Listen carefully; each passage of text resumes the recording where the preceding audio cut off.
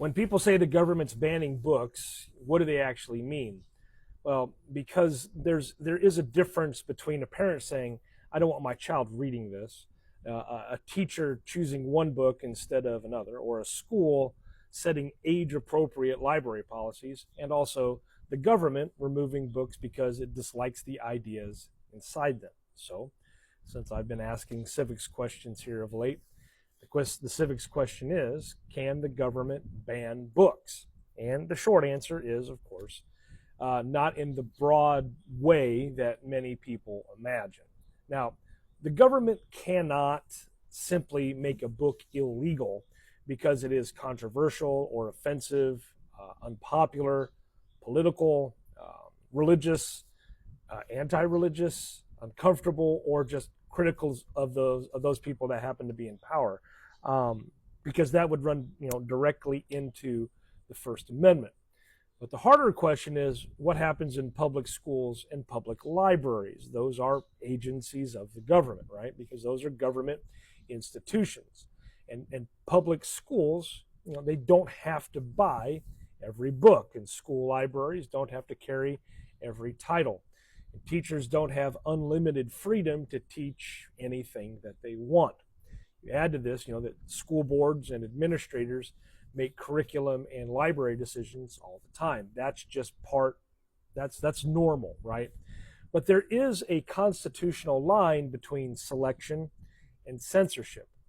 Selection means a school makes reasonable decisions about age, educational value, curriculum and budget and reading level, and just community standards. Censorship, or banning the books, is quite different. Because censorship happens when the government removes or restricts books because officials dislike the viewpoint or the ideas or the identity or the politics or just the perspectives that are inside the books. And that distinction is really important. So if we look to history a little bit here, a little political history, in 1982, I was 9. Yeah, in 1982, the Supreme Court dealt with this issue in a case called the Board of Education v. Pico. And you had a school board in New York that removed several books from school libraries, calling them things like anti-American, anti-Christian, anti-Semitic, and just they said they were filthy. And students ended up suing. And they argued that the removals of those books violated the First Amendment. And the Supreme Court's decision was kind of fractured, I guess is the best way to say it, because it did not create a really clean rule when it was out in the world with it, right? So, but there was one important principle that really came out of this thing, and that is that school boards have broad discretion, but they do not have unlimited power to remove books from school libraries simply because they don't like the ideas inside them, and that's really the key there, because public schools can make educational decisions, but public schools are still part of the government. And the government cannot use its power to prescribe what ideas are acceptable in things like politics and religion and nationalism and identity or just overall opinion. Now, this does not mean that every complaint about a book is censorship, because parents have the right to raise concerns. Communities can debate what belongs in schools, and not every book is appropriate for every age group. I don't think we're going to have second graders, reading Lord of the Flies because of just the reading level of it, right? But a book might be better suited, for high school more than elementary school, although I've had some kids go through my class. Well, I'll just stop there, right? So anyway, a district might decide that a book does not fit in its curriculum, and those are really kind of judgment calls. But when the reason for removal becomes we don't want students exposed to X or Y or Z, the First Amendment question becomes much more serious. And this is why the recent wave of book challenges really is important and matters, because in the last few years, public schools and libraries have seen a major increase in efforts to remove or restrict books. And many of the challenged books deal with things like race and racism and gender and sexuality and LGBTQ people and history and violence, trauma, or just difficult parts of American life. Supporters of the removals often describe this as parental rights or protecting children. What about the children? But opponents describe it as censorship and just viewpoint discrimination. And we have both sides that are using strong language when it comes to making their argument.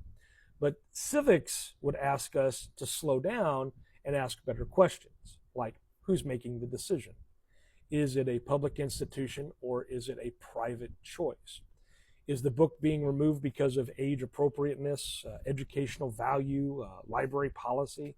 Or is it being removed because officials dislike the ideas, the identities, or the perspectives represented in that book? And this is where the constitutional issue happens to live. A parent can decide what their own child reads. A private bookstore can decide what it sells. A church, a club, a private school can establish its own reading list.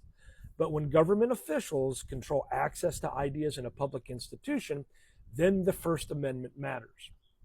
A republic does not require every library to carry every book, but it does require us to be careful when government starts narrowing what people are allowed to read or to learn or just to consider.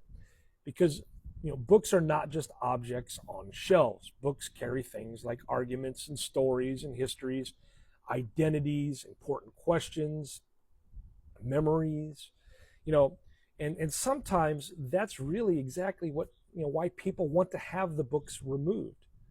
So, can the government ban books? It simply cannot ban books because it dislikes the ideas inside them.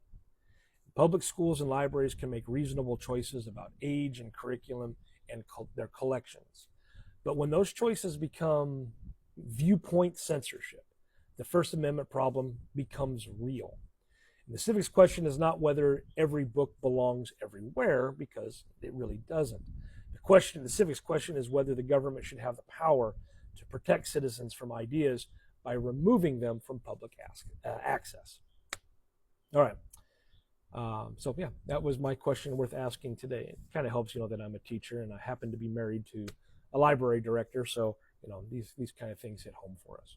But anywho, thanks for taking the time. Appreciate it.